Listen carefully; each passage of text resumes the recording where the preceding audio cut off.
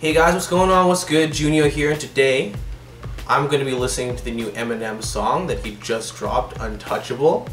I'm going to be doing something a bit different, something I don't usually do, which is a reaction video. And now I know what you're saying. Junior, reaction videos are cancer. And you're right, most of them are pretty cancer, but not this one, I'm hoping. So I thought, hey, you know, why not combine my passion for new music and as well make things a bit more accessible to a newer audience, to go a bit faster and, you know, try out this reaction stuff. I don't really know how it works. I don't know how to not get flagged for copyright. So I'm probably gonna be pausing the video a lot and only keeping in, you know, the good bits. But before we get started, I'm gonna introduce another new thing, which is a subscriber shout out. Today, it's my boy Curse. And he hit me up in those Insta DMs, follow me here, and basically, you know, just showing some love and support for the channel. And as well, if you guys comment and leave more suggestions for future reaction / review videos, maybe I'll feature it in the next one. Who knows? As I said before, this is the new Eminem track from his upcoming album Revival. Like I said, haven't heard this thing once, so we'll give it a go.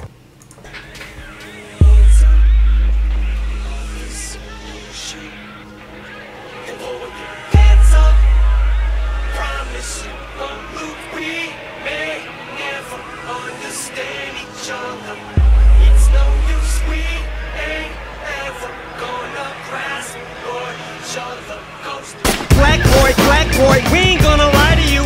Okay, hold up, wait a second, what was that? Kind of hear Eminem singing a bit on the intro and then come in with the gunshot on the black. Okay, you know what? I think I'm just gonna run it back. Let's just, you know, let's just see where this goes. This has got me intrigued, for sure. And just in case the chase might it, so we got the trident, two pistols to right at you. We'd be delighted to unload it in your back and walk up and lay that taser on the side of you. Fucked up, what the fuck am I to do? Okay, well. In your cop car, I don't listen to it 'cause my head is like a sieve. White boy. Okay, so that was the chorus. Man, I'm gonna have to listen to the song a couple times, I think, just to kind of get what's going on. The production so far sounds very Rick Rubin-esque. I don't know, it reminds me kind of like that, sampling kind of that rock and roll vibes. They, you know, similar to Berserk when it came out. Time warp to me as I kick these facts and get these mixed reactions. As this beat backspins, it's like we're drifting back into the 60s. Having black skin is risky, cause this keeps happening. Throughout history, African Americans have been treated like shit, and I admit there have been times where it's been embarrassing to be a white boy. Oh, okay. Well, so in that part, he kind of talks about how it's almost like they're going back in time to the 60s, where everybody was, you know, the discrimination was real.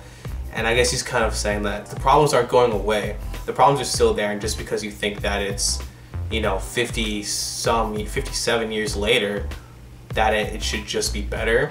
I mean, maybe it should be. It probably should be, but in some ways it's not. Disclaimer, I'm not American or black, if you couldn't tell. I'm not really living in the midst of this situation going on right now, but that doesn't mean that it's not, you know, affecting me or affecting the rest of the world. But look, I ain't trying to get political or nothing in this video. I'm not gonna try and put my views on anybody else. I'm just listening to the song, just telling you what I'm hearing. These background vocals where I can't quite make out what he's saying, but he's saying something like his head's like a sieve. Everybody knows that racism and discrimination is bad. You like hear all these lessons, it kind of gets forced into you, everybody's saying it, but it just kind of, for some people, kind of just falls through like a sieve.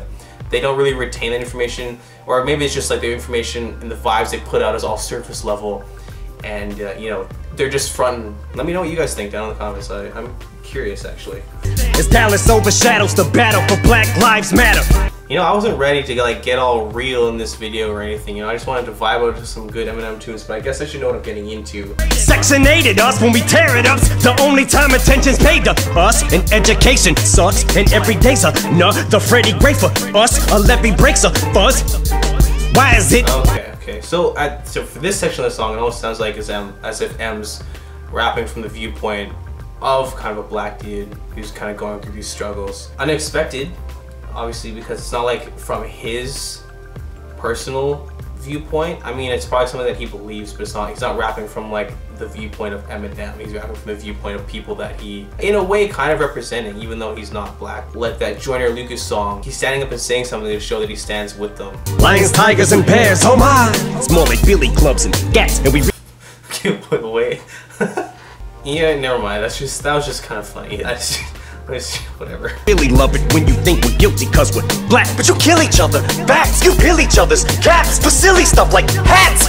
Single mother struggling through. Okay, so that was kind of a counter argument for a second there. Yeah, killing each other and pulling gats on each other for silly things like hats. I mean, yeah, I guess, you know, he's going for like the back and forth viewpoint. In a country that claims that its foundation was based on United States ideals that had its natives killed, got you singing this star-spangled spiel to a piece of cloth that represents a land of the free that made people slaves to build.